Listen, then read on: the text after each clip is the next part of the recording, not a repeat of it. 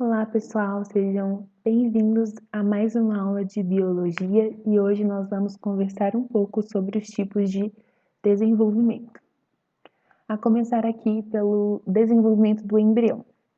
Então, os indivíduos podem ser classificados como ovíparos quando existe um ovo que protege esse embrião, só que todo o desenvolvimento acontece fora do corpo do progenitor, né? Fora do corpo materno, vamos dizer assim.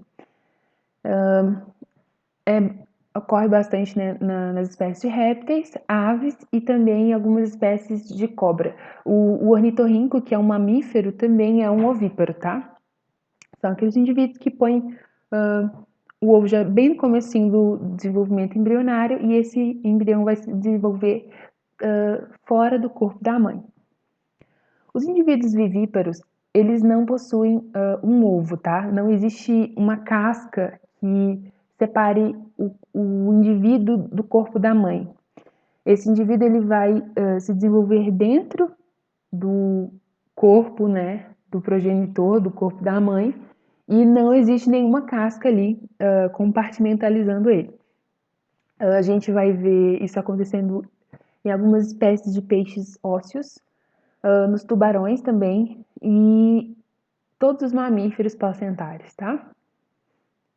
E por último aqui a gente tem os ovivíparos. Os ovivíparos são aqueles indivíduos que o indivíduo se desenvolve dentro da mãe, mas também dentro de um ovo. Então, o ovinho fica dentro do corpo da mãe e quando esse ovo está prestes a eclodir é que ele é expulso, né, do corpo da mãe. Então, a maior parte do desenvolvimento embrionário acontece dentro do corpo da mãe e esse indivíduo está compartimentalizado por um ovo. Os exemplos que a gente tem aqui de ovivíparos são o lebiche, né, que é uma espécie de peixe, e também algumas espécies de cobra isso vai acontecer. Agora, em relação ao desenvolvimento do indivíduo em si. A gente pode classificar esse indivíduo como tendo um desenvolvimento direto quando ele não passa por grandes transformações ao longo da vida. A gente pode dizer que os filhotes são como miniaturas, né, do indivíduo adulto, eles apenas vão crescer. Nesse caso, a gente vai chamar eles de ametábalo, no sentido de que eles não passam por uma metamorfose. E um exemplo aqui são os humanos, né, os mamíferos, por exemplo. E o outro tipo de desenvolvimento do indivíduo é o desenvolvimento indireto. Nesse caso, o indivíduo que nasce, né, ele é completamente distinto do indivíduo adulto. A gente tem que, por exemplo, a mosca doméstica, né, ela põe seus ovinhos e ela passa por 3 estágios larvais distintos para depois assumir a forma de pupa e só depois que vai se desenvolver um indivíduo similar ao indivíduo adulto. Então, ela passa por uma metamorfose completa. Nesse caso, a gente vai classificar ela como holometábola. Holo de todo, né? E metábolo de metamorfose. Então, passou por uma mudança completa na sua forma.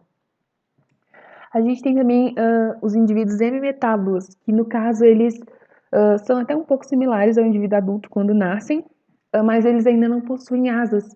É o exemplo do gafanhoto, né? Que ele vai passar por uma pequena metamorfose para adquirir as asas. E por último aqui, para a gente fechar, os tipos de indivíduos. A gente tem os indivíduos que são monoicos, né? Que não existe uma distinção clara entre o macho e a fêmea. A gente tem aqui como exemplo a planária, a minhoca, o caracol. A gente considera eles como hermafroditas, né? As duas formas sexuais são encontradas no mesmo indivíduo. Os indivíduos dioicos possuem formas sexuais distintas, né? Existe o indivíduo fêmea, o indivíduo macho. E como exemplo a gente tem